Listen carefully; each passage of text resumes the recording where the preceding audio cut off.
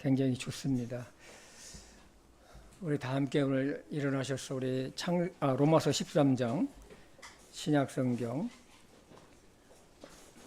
로마서 13장 우리 1절서부터 5절까지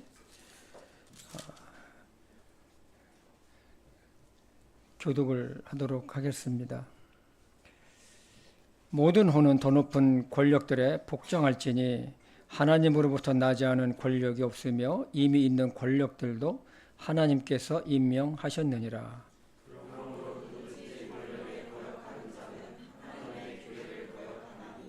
거역하는 자들은 스스로 정죄를 받으리라.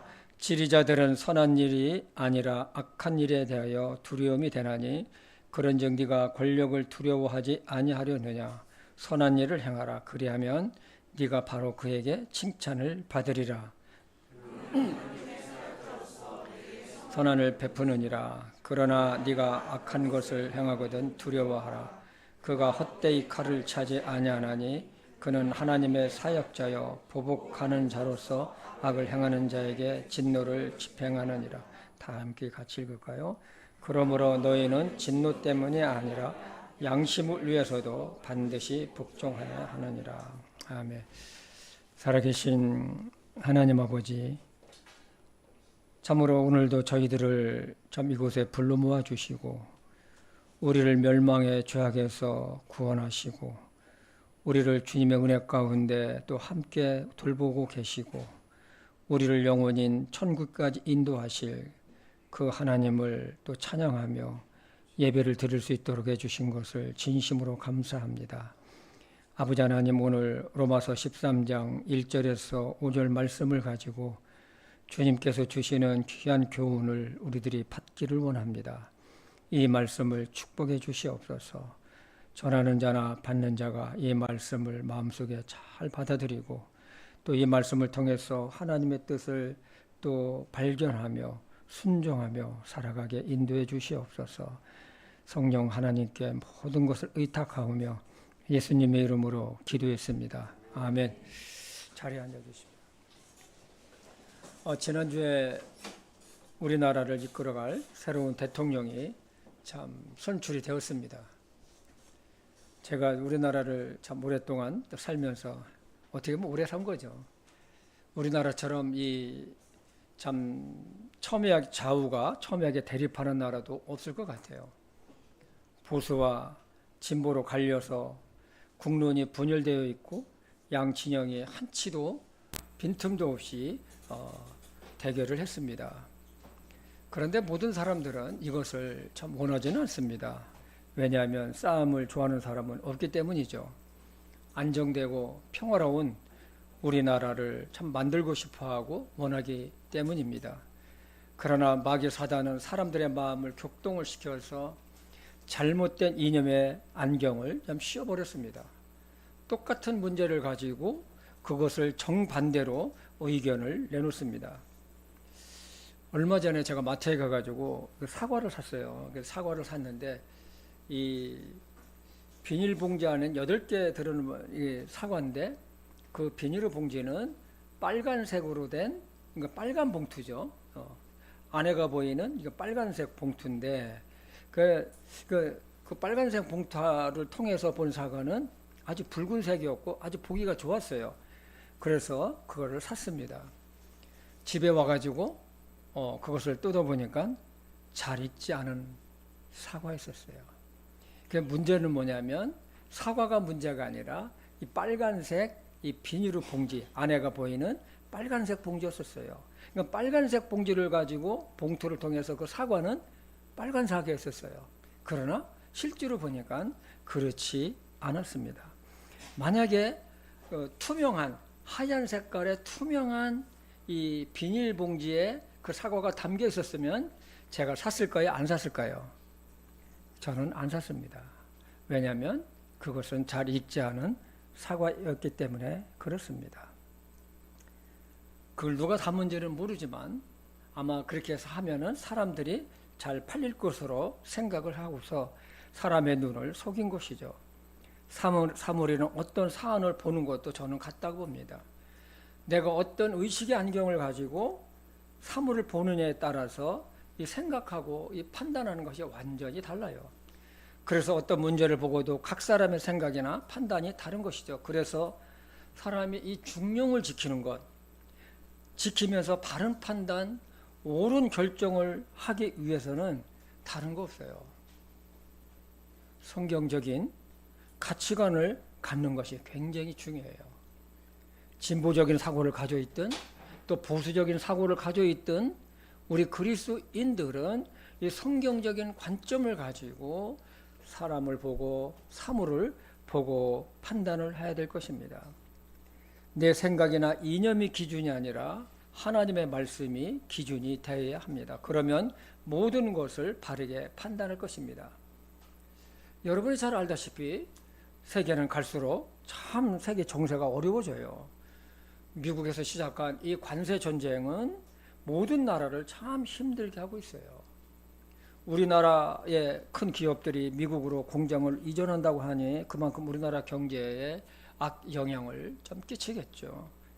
중국의 저가 물량 공세도 우리나라 경제를 참으로 힘들게 합니다. 이것뿐만 아니라 AI라는 인공지능이 갈수록 발전이 돼가지고 금년에 마이크로소프트사는 6천 명이라는 직원을 해고한다는 뉴스를 제가 보았습니다.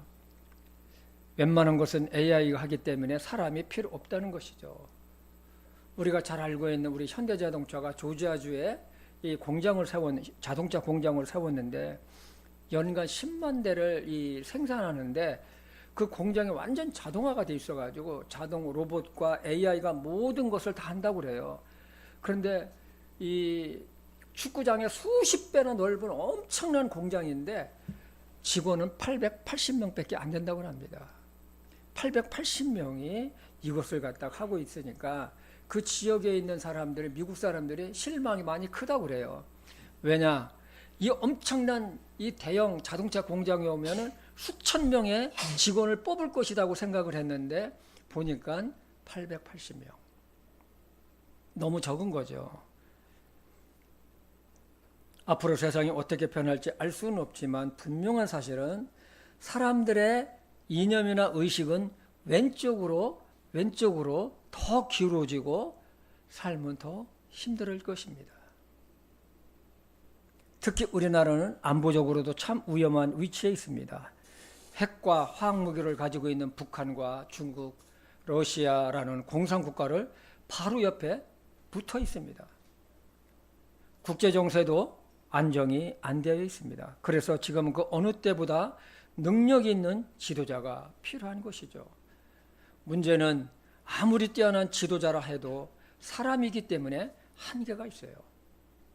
때문에 진영을 떠나서 우리는 나라와 지도자를 위해서 기도해야 돼요. 왜냐하면 하나님의 도우시는 역사가 우리나라에 있어야 하기 때문에 그렇습니다. 정말로 우리나라는요, 이 역사를 이 70년, 80년 우리나라 그 역사를 뒤돌아보면요, 이건 정말로 인위적으로 된 것이 절대로 아니에요. 여러분 잘 알다시피 6.25 전쟁 때 우리나라가 어떻게 됐습니까? 공산국가에 의해 가지고 북한의 침공으로 인해 가지고 저 부산, 콩알만한 우리 부산 고기만 남겨놓고 전부 다 공산화 됐잖아요. 다 먹혔잖아요. 그런데 아이젠하워 장군인가요? 인천 상륙작전을 통해서 기가 막히게 우리나라가 이렇게 현재에 이르게 된 것입니다. 만약에 그렇게 안 되었으면 어떻게 됐을까요? 우리는 이북과 같은 나라에서 지금 살고 있었을 것입니다. 그리스도인들이 통치자와 지도자를 위해서 기도해야 하다는 이유인 것입니다. 디모데전서 2장 1절에서 3절을 한번 보겠습니다. 그러므로 내가 권면하노니 무엇보다 먼저 모든 사람을 위해 간구와 기도와 중보와 감사를 드리고, 2절 보면 뭐라고 했습니까? 왕들과 권위를 가진 모든 자들을 위하여 기도하라. 이것은 우리가 전적으로 하나님을 따르며 정직한 가운데 조용하고 평화로운 삶을 살려 함이라. 이것은 우리 구원자 하나님 눈앞에서 선하며 그분께서 받으실 만한 것이니, 오늘날로 하면 대통령과 도지사와 시장과 국회의원들, 법을 집행하는 자들을 위해서 기도하라는 것입니다. 이들을 위해 기도해야 하는 것은 우리가 하나님을 따른다는 것은 무엇일까요? 믿음 생활이나 예배와 복음 증거하는 일에 방해받지 아니함을 말합니다. 그리고 조용하고 평화로운 삶을 위해서라고 말씀하고 있습니다. 만약에 그들이 잘못된 정책을 펴면 모든 국민들이 참 피곤해요. 이건 뭐 보수고 진보고 상관없어요. 모든 국민들이 생활이 피폐해지고 힘들어지는 것입니다. 그래서 대통령과 권력자들을 위해 기도하라는 것입니다. 이렇게 하는 것이 하나님 앞에서 선하고 받으실 만한 것이라고 말씀하고 있습니다. 이번에 정권을 인수한 이재명 대통령은 아마도 밤에 잠을 잘 수 있을까 생각을 해봅니다. 자기에게 맡겨진, 즉 선거 때에는 잘하겠다고 했지만 실제로 대통령이 된 후에는 자기에게 맡겨진 대한민국이라는 이 엄청난 국가의 짐을 그 두 어깨에 메고 있기 때문에 참 그렇습니다. 지금은 그 어느 때보다 참으로 힘든 시기에 통치자가 되었습니다. 세계는 지금 경제전쟁을 하고 있어요. 우리나라는 여기에 더해 북한으로부터 국가를 보호해야 하는 막중한 임무도 가지고 있습니다. 이것은 이념이나 사상 문제가 아니라 대한민국 국민의 생명과 자유민주주의를 지키고 유지해야 하기 때문에 그렇습니다. 대통령 혼자 한 국가를 이끌어 간다는 것은 자신의 힘이나 능력으로는 절대로 할 수가 안 돼요. 안 됩니다. 어떻게 이 많은 국민을 잘 이끌어갈 수 있겠습니까? 없습니다. 특히나 우리나라는 미국과 중국과 러시아, 일본 등과 같은 강대국 사이에서 외교력을 잘 발휘해서 우리나라 국가 이익을 갖다가 취해야 하는 것입니다. 어느 나라 지도자가 자기 국가를 못 살고 어렵게 하고 싶은 자가 있겠습니까? 나름대로 최선을 다한다고 하지만 결과는 그렇지 않기 때문에 그렇습니다. 그러므로 지도자는 자신의 한계를 분명히 알고 하나님을 두려워하며 하나님께 지혜와 명철을 구하는 대통령이 되었으면 합니다. 이재명 대통령과 새로운 정부는 앞으로 우리나라를 5년 동안 이끌어갈 것입니다. 이건 어쩔 수가 없어요. 보수 쪽에서 보면 정말로 진보 쪽에서 보면 좋아할 수도 있고 보수 쪽에서 보면은 굉장히 싫어할 수도 있습니다. 그러나 내가 찬성했던 반대했던 우리는 그분을 위해서 기도해야 됩니다. 왜냐하면 하나님께서 허락하신 대통령이기 때문에 그래요. 사무엘상 8장에 보면은 사무엘이 늙었어요. 늙으니까 사무엘의 두 아들에게 이 이스라엘을 재판할 수 있도록 후임으로 맡겼어요. 근데 문제는 뭐냐면 이 사무엘의 이 아들들이 이 뇌물을 받고 이 재판, 관리를, 재판을, 나라를 막 엉터리로 하는 거예요. 그러면 어떻습니까? 이 백성들이 이제 사무엘에게 가가지고 요구를 하는 거예요. 우리 당신의 아들 싫다. 우리를 다스릴 왕을 달라는 거예요. 그래서 그 문제를 가지고 사무엘이 하나님께 기도해요. 그러니까 하나님께 뭐라고 합니까? 사무엘아, 이 백성들이 너를 배척한 것이 아니고 나를 배척한 거다. 나를 배척한 거라는 거예요. 그러면서 그들의 요구대로 들어주라는 거예요. 그래서 사무엘상 10장에 가서는 어떻습니까? 하나님께서 택한 이 사울을 갖다가 해가지고 사울에게 기름을 부어가지고 이스라엘의 초대 왕으로 삼지 않습니까? 하나님께서 백성들의 하나님의 뜻은 아니에요. 그들이 나의 통치를 갖다가 싫다고 한다. 그러면서 사울 왕에게 기름을 부은 것을 보게 됩니다. 우리 로마서 13장 1절을 한번 보겠습니다. 오늘 본문 말씀이죠. 같이 읽어볼까요? 시작. 모든 호는 더 높은 권력들에 복종할지니라. 하나님으로부터 나지 않은 권력은 없나니 현존하는 권력들은 하나님께서 정하셨느니라. 사도 바울은 높은 권력들에게 복종하라고 해요. 이유는 그 권력들이 하나님으로부터 나왔다는 거예요. 그러므로 복종하라는 거예요. 그러면 사도 바울이 왜 이런 말씀을 했을까요? 정말로 당시에 이 말을 했다는 것은 이게 돌맞을 일이에요. 진짜 돌맞을 일이에요. 왜 그랬을까요? 이스라엘은 그 당시에 로마의 식민지하에 있었습니다. 로마 황제는 이스라엘을 무력으로 식민지화 시켜가지고 총독을 세워서 이스라엘을 탄압하고 다스리고 있었어요. 사도 바울은 로마에 사는 유대인 그리스도들에게 보낸 서신에서도 너희들 로마에 반항하지 말고 로마법과 그리고 높은 권력들에게 복종하라는 거예요. 이것은 기득권을 누리는 악한 정치 세력에게 복종하라는 뜻은 결코 아닙니다. 이 높은 권력이란 개인이 가진 힘이 아니라 이 통치기구, 즉 권력을 가지고 있는 정부를 뜻하고 있어요. 우리가 높은 위치에 있는 사람을 존중히 여기는 것은 당연합니다. 그러나 그가 자기가 가지고 있는 권력을 가지고 백성들에게 악을 행하려고 한다면 복종할 수가 없는 것이죠. 사도 바울은 모든 후는 더 높은 권력들에게 복종하라고 했는데 이것을 헬라어를 내가 찾아봤어요. 보니까 이 모든 혼을 헬라어를 보니까 파사 푸시케라는 단어를 썼어요. 이 파사는 뭐냐? 모든, 푸시케는 혼, 이 푸시케는 혼이거든요. 그러니까 파사 푸시케를 사용했어요. 왜 사람이라고 하지 않았지? 사람은 헬라어로 안드로포스인데 왜 파사 안드로프라고 하지 않고 왜 파사 푸시케라고 사용했을까? 그걸 보니까 사도 바울은 모든 사람은 위에 있는 권력들에게 복종하되 마지못해서 하거나 겉으로 나타나는 행동으로 하지 말고 마음으로 복종하라는 거예요. 이거 되게 속상했을 것 같아요. 어떻게 해서 로마에 마음으로부터 나와서 복종을 할 수가 있겠어요? 여러분 일제시대 때에 우리 국민들한테 야 로마 일본 사람들한테 마음으로 복종해라면 이게 말이 되겠습니까? 이게 똑같은 말씀이잖아요. 받아들이기가 쉽지가 않습니다. 사도 바울의 이 말씀을 대해 많은 의문을 제기될 수가 있어요. 불의하고 악한 정치 지도자들에게도 복종해야 되는가? 그들의 끊임없이 자행하는 악과 불의를 알면서도 침묵하는 것이 옳은가? 통치자들의 편의를 위해 만들어진 악법도 지켜야 하는가? 구약의 대언자들은 왕과 권력자들, 부자들의 불의를 보고 지적하고 신랄하게 비판하고 경고하는 것은 어떻게 해야 되는가? 이런 의문을 풀려면 사도 바울이 말하는 높은 권력들, 이 무엇을 말하는지 좀 생각해 볼 필요가 있습니다. 이 권력이라는 것은 통치자의 개인 권한을 말하는 것이 아니라 정부의 법을 말합니다. 지금 현재 존재하고 있는 법을 말하는 거예요. 대통령도 헌법 밑에 있습니다. 대통령이란 모든 사람들은 법 아래에 있지 그 사람들이 법 위에 있는 것이 절대로 아닙니다.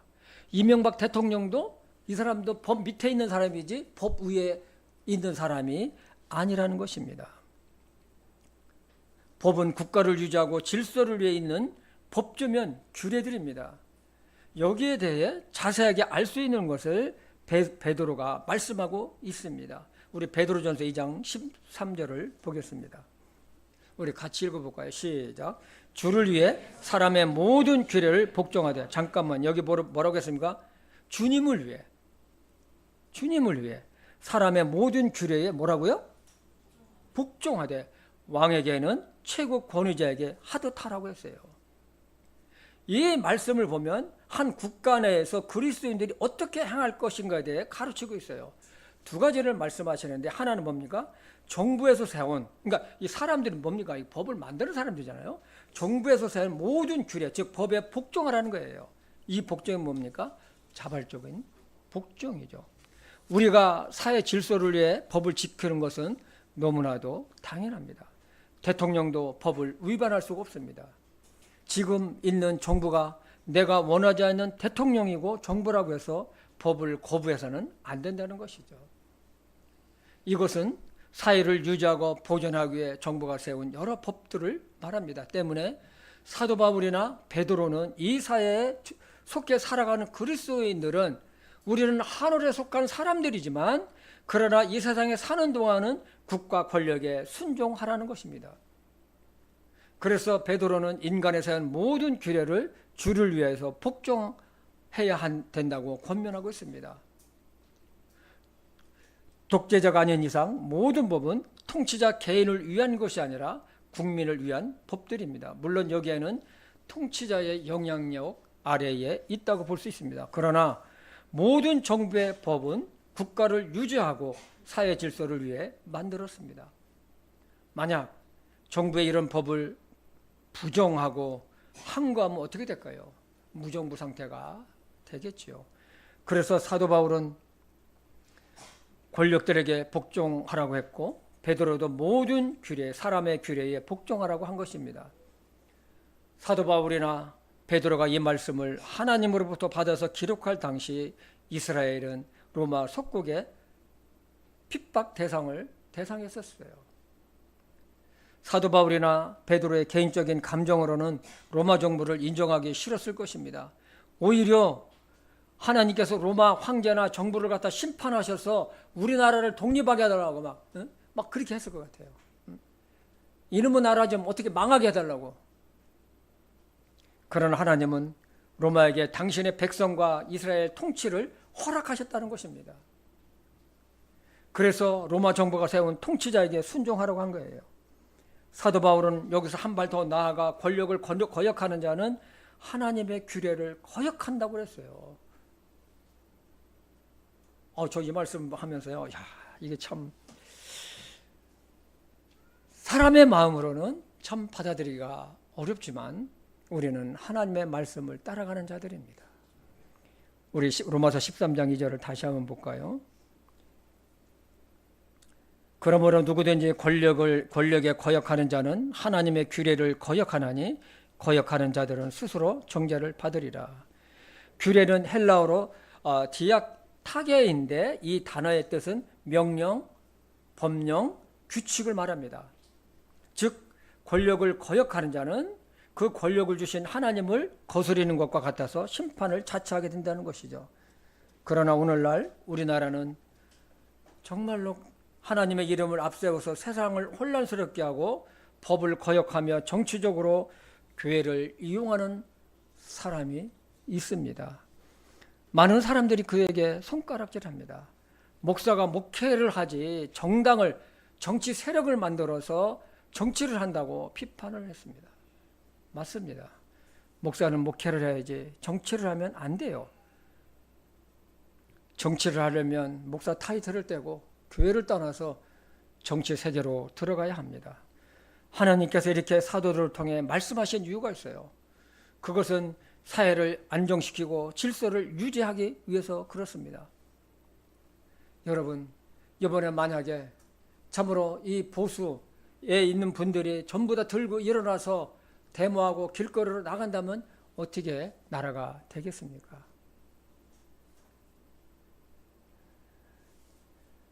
공산국가도 보면 법이 굉장히 강해요. 그 법은 사회를 무질서하게 하려고 만든 법이 아닙니다. 독재제도 할지라도 자기 나라를 안정시키고 악한 자를 징벌하기 위해 강력한 법을 만들어 시행하는 것이죠. 법만 지키면 아무렇지도 않아요. 법만 지키면요. 사도 바울은 로마교회 성도들에게 선한 일을 하라고 오히려 권면을 합니다. 우리 로마서 13장 3절을 다시 한번 읽겠습니다. 시작. 지리자들은 선한 일이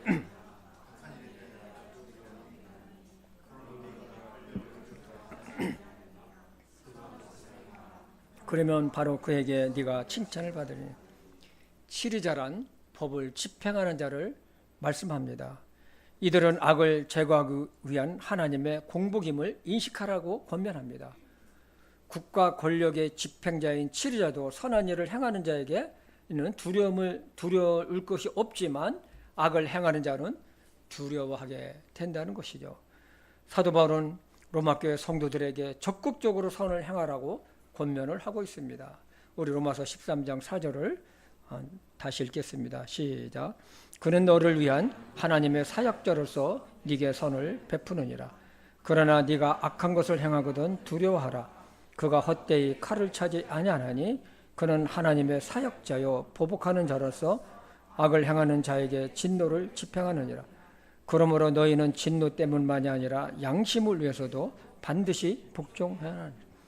내가 선한 일을 하면 법을 집행하는 자 하는 그가 너에게 선을 베푼다는 거예요. 그러나 악을 행하면 그를 두려워하라고 합니다. 악을 행한다는 것은 법을 어기는 것이죠. 그러면 그가 심판자가 된다는 것입니다. 선을 행하며 법을 잘 지키는 것은 법을 집행하는 자를 두려워서가 아니라 우리의 양심을 위해서라고 지금 말씀을 하고 있습니다. 지난주 한 뉴스를 봤어요. 베트남의 한 법원이 40대 한국 남자에게 사형을 언도했더라고요. 사형은 언도받은 이 한국 남자는 베트남 여자와 결혼해서 하노이에서 살고 있었는데 이 부부 싸움을 이제 굉장히 세게 한 것 같아요.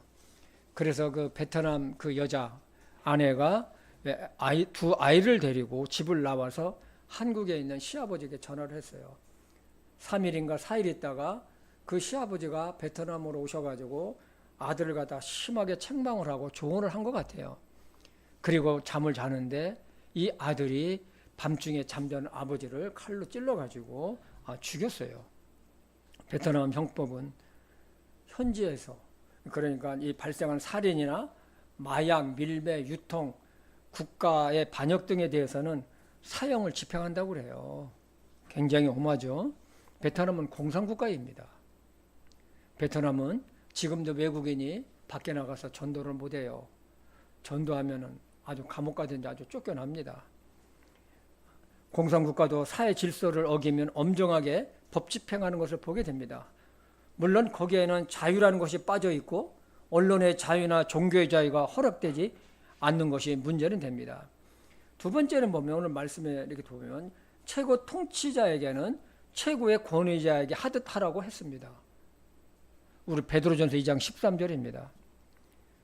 주를 위해 사람의 모든 규례에 복종하되 왕에게는 최고 권위자에게 하듯 하고, 베드로는 하나님의 말씀에 순종하듯이 국가의 모든 규례 즉 법에도 복종을 하되 최고 통치자에게는 왕에게는 최고 권위자에게 하듯 하라고 권면을 해요. 그러면 최고 권위자가 누굴까요?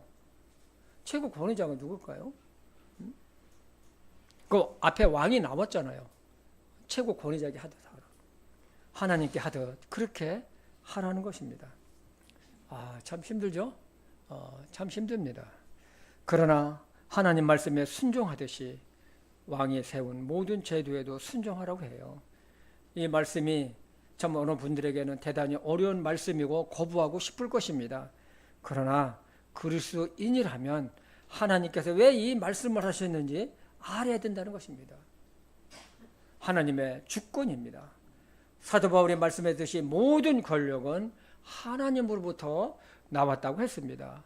국가의 제도나 통치자에 대해 부정하고 계속 반대하는 것은 하나님께서 허락하신 권력을 부정하는 거예요. 하나님은 세상의 권력을 거역하는 것은 하나님의 규례를 거역하는 것으로 정죄를 받는다고 했습니다. 우리 로마서 13장 2절을 다시 한번 보겠습니다. 그러므로 누구든지 권력에 거역하는 자는 하나님의 규례를 거역하나니 거역하는 자들은 스스로 정죄를 받으리라. 이번에 선거에서 이재명 대통령은 1800만은 안 되고 1700 몇십만 명의 그 투표를 받았습니다. 그리고 김문수 후보는 1400 몇십만 명의 이렇게 돼서 200 몇십만 차이로 이재명 대통령이 됐습니다. 어찌됐든지 하나님께서 그를 임명하신 거예요. 이건 뭐 어떻게 할 수가 없어요. 내 뜻이 아니더라도 정말로 좀 어려움이 있더라도 우리는 하나님의 뜻에 세워지는 지도자라고 우리는 인정하고 그분을 위해서 기도해야 됩니다. 그분의 과거가 어찌 되었든 사상이 어찌 되었든 주변 사람들이 어떻든 우리는 대통령의 뜻을 존중해주고 국가의 법에 순종하며 우리나라를 잘 이끌어갈 수 있도록 기도해야 합니다. 만약 대통령이 가지고 있었던 잘못된 사상이라든지 그리고 공산국가인 중국과 북한에 대한 포용 정책이라든지 이러한 것들이 잘못된 생각이라면 대통령이 된 이후에는 대통령이 전과 후에는 달라야 되기 때문에 대통령이 된 이후에는 넓고 긴 안목에서 자유민주주의와 삼권 분립을 중요하게 여기고 사회주의나 공산주의 사상을 배격하는 대통령이 되도록 우리는 기도해야 된다는 것입니다. 또한 우리가 대통령과 지도자를 위해 기도하고 복종해야 하는 이유는 우리 자신을 위해서인 것입니다. 사도 바울은 누구든지 권력에 거역하는 자는 하나님의 규례를 거역하나니 거역하는 자들은 스스로 정죄를 받으리라고 했습니다.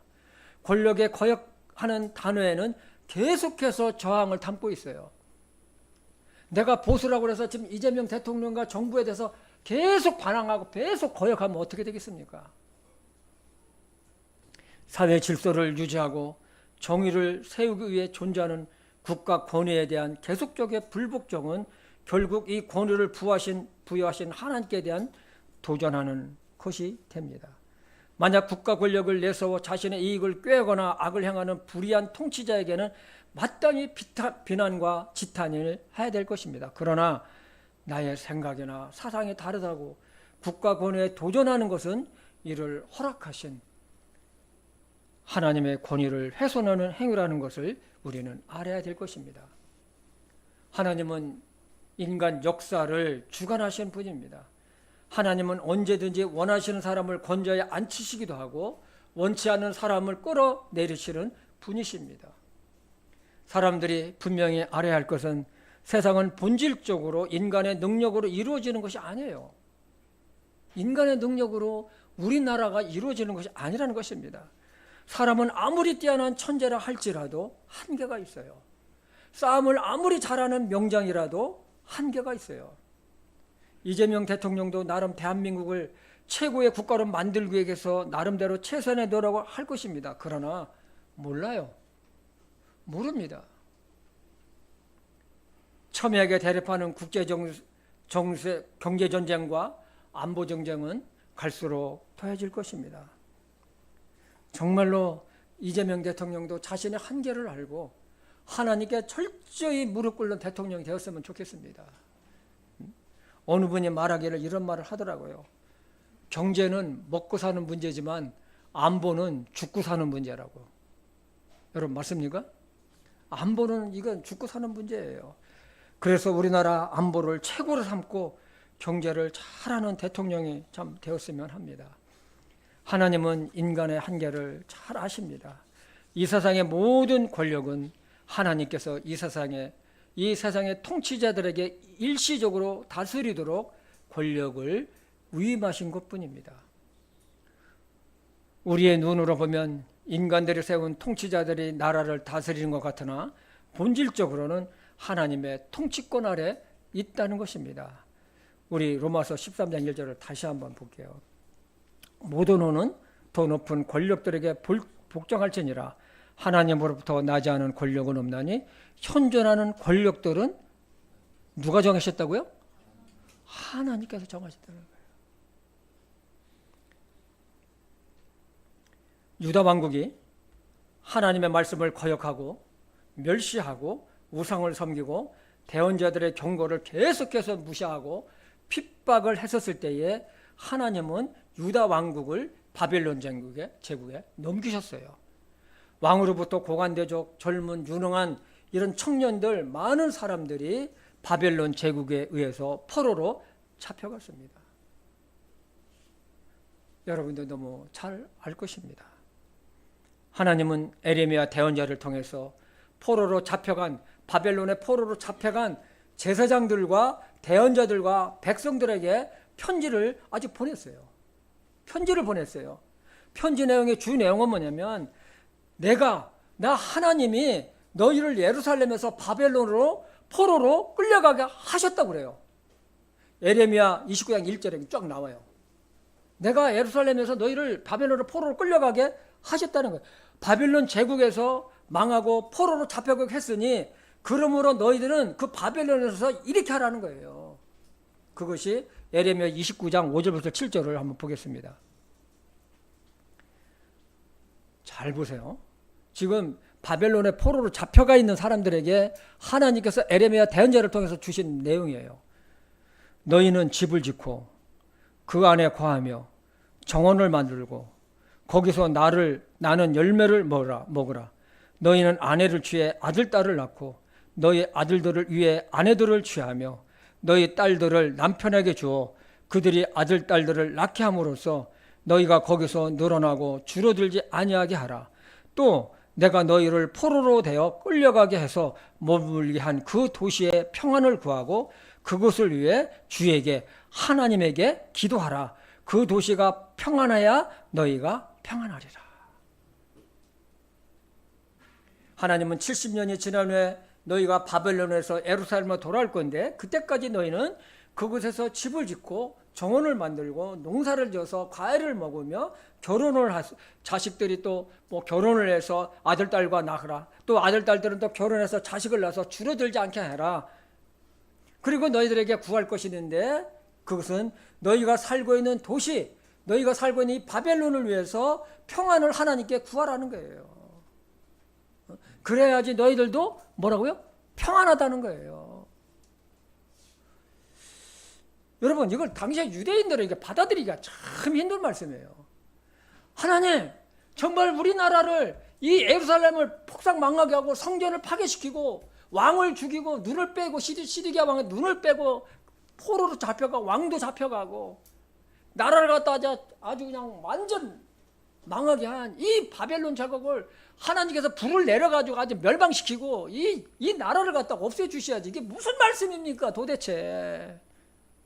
해야 될 것이 아닙니까? 그런데 하나님은 뭐라고 합니까? 오히려 너희들 거기에서 집을 짓고 결혼을 하고 또 자식들도 또 애기 낳고 결혼을 하고 그리고 그 도시를 위해서 그 성을 위해서 기도하라. 하나님께 기도하라는 거예요. 평안을 위해서 기도하라는 거예요. 그래야지 너희들도 평안할 거라는 것입니다.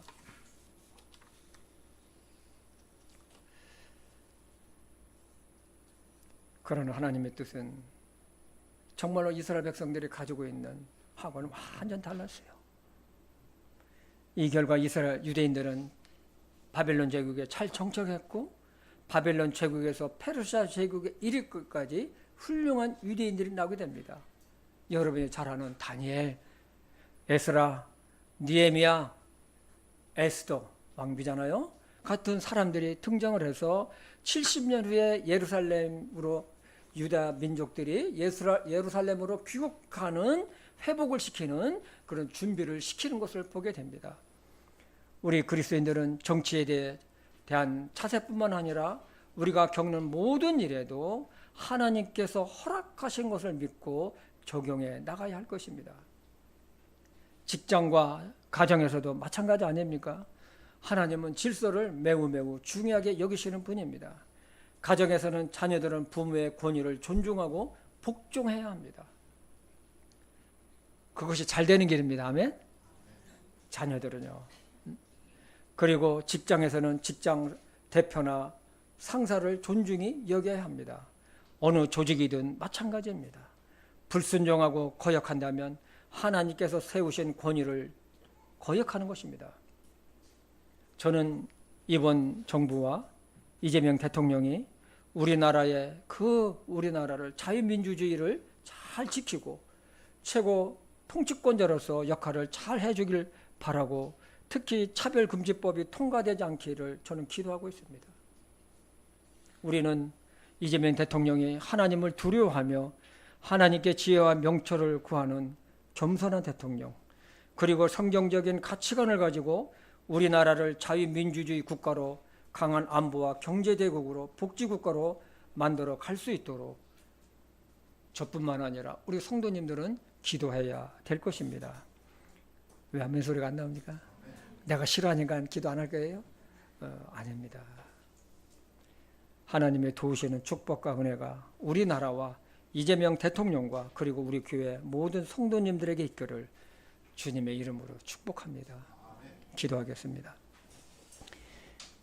하나님 아버지, 우리나라는 새로운 정부, 새로운 대통령이 선출됐습니다. 앞으로 5년 동안 정말로 어려운 시기에 이분이 대통령이 되었는데 이분이 정말로 하나님을 두려워하는 가운데 하나님께 참 기도하는 대통령이 되게 도와주시옵소서. 그분 안에도 참으로 교회를 다니는 믿음의 사람이라고 했는데 어찌됐든지 이 부부가 정말로 이 국가를 위해서, 이 민족을 위해서, 또한 자유민주주의 가치를 중요하게 여기는 그러한 대통령이 되고 이 나라를 잘 이끌어갈 수 있도록 하나님 도와주시옵소서.